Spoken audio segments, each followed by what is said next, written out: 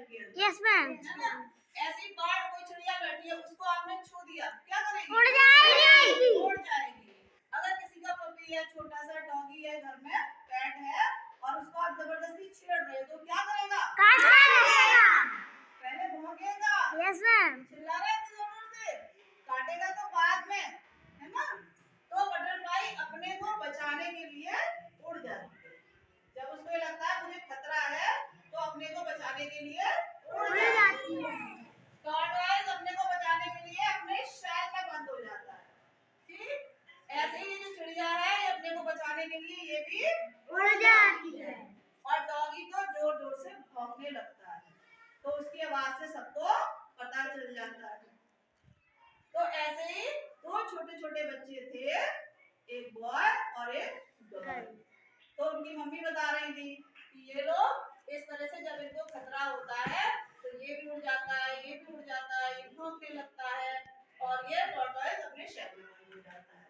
तो बच्चे सुन रहे थे कि हाँ जब भी डेंजर हो तो ये वाले काम करने चाहिए। तो बच्चों को पता कैसे चलेगा कि उनके लिए क्या खतरे की बात है, क्या बुरी बात है। अब जैसे मम्मी है तो मम्मी तैयार करती है, कभी नानी के जाते हो, नानी ऐसे प्यार करती है, और बेटा कैसे हो, अच्छा लगता है? नानी जब प्यार करती है अच्छा लगता है? Yes ma'am. तो वो गुड टच है गुड टच। मम्मी जब रात को सुलाती है तो ऐसे सो जा बेटा, सो जा मेरा छोरा, कैसी है? तो वो कैसा टच है? गुड टच है।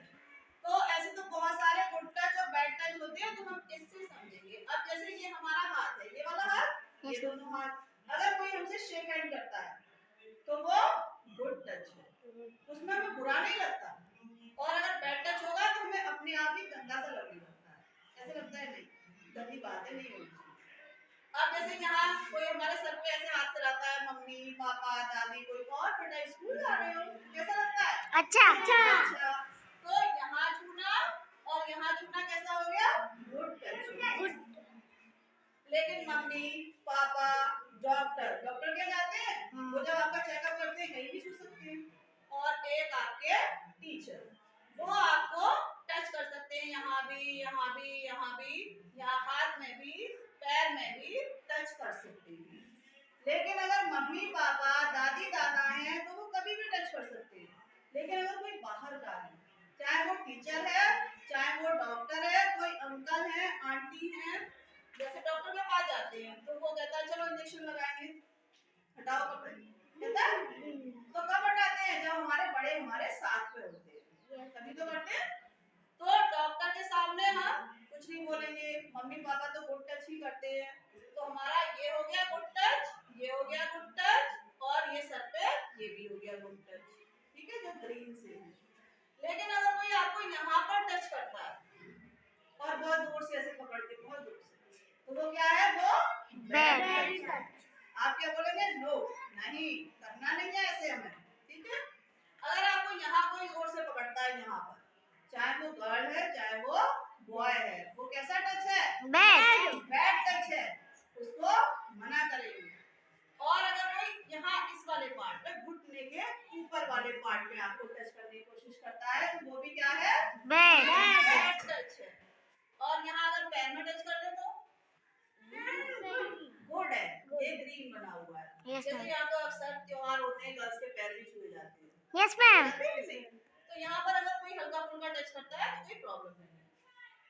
ये वाला जो रेड वाला एरिया है, ये हमारा होता है, ऐसा जोन होता है जिसको मम्मी और पापा के अलावा कोई टच नहीं करना चाहिए, ठीक है। कोई अजनबी है, डॉक्टर टच कर सकते हैं, लेकिन अगर कोई अजनबी है और वो टच करता है तो वो डेंजर की बात है, खतरे की बात है, इसका मतलब है कि वो हमारा बुरा चाह रहा है, ठीक। तो हम कैसे पहचानेंगे कौन सा एरिया है? एक तो वो एरिया आपने देखा होगा, बहुत छोटे बच्चे होते हैं उनको भी इतने हिस्से में कपड़े पहना के रखा जाता है, यस मैम, है ना।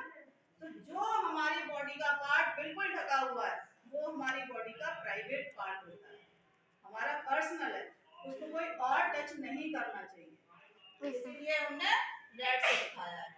तो यहाँ यहाँ यहाँ यहाँ आपको कोई टच करता है तो बैड टच है, उसको क्या करेंगे? नो, मना करेंगे। और ये वाला एरिया जिसमें खाना खाते हैं वो लिप्स, यहाँ भी कोई थर्ड पर्सन टच नहीं कर सकता। ये भी कैसा है हमारा प्राइवेट पार्ट। इसको अगर कोई टच करता है तो या तो हम क्या करेंगे, ये कुत्ता क्या करता है, भौंकता है, वहां के हम भौंक तो नहीं सकते लेकिन क्या कर सकते हैं, जोर से चिल्लाएंगे। अगर कोई नहीं है, आप अकेले हो कहीं और आपको कोई यहाँ वहां टच कर रहा है तो आप जोर से चिल्लाएंगे जिससे कि कोई आपकी हेल्प करने आ जाए। और अगर मान लो वहां कोई नहीं है तो आप बटरफ्लाई की तरह भाग जाओ, कोई रोकेगा नहीं, आप बर्ड की तरह भाग जाओ। लेकिन कभी ऐसे नहीं करना है कि इसकी तरह वहां छुप के नहीं बैठना है। इसका तो ये बहुत हार्ड होता है इसलिए शेल में घुस जाता है, सुरक्षित हो जाता है। आपके पास कोई हार्ड चीज थोड़ी है, अगर आप ऐसे छुप के बैठ जाओगे तब भी आप सुरक्षित नहीं हो। Yes ma'am.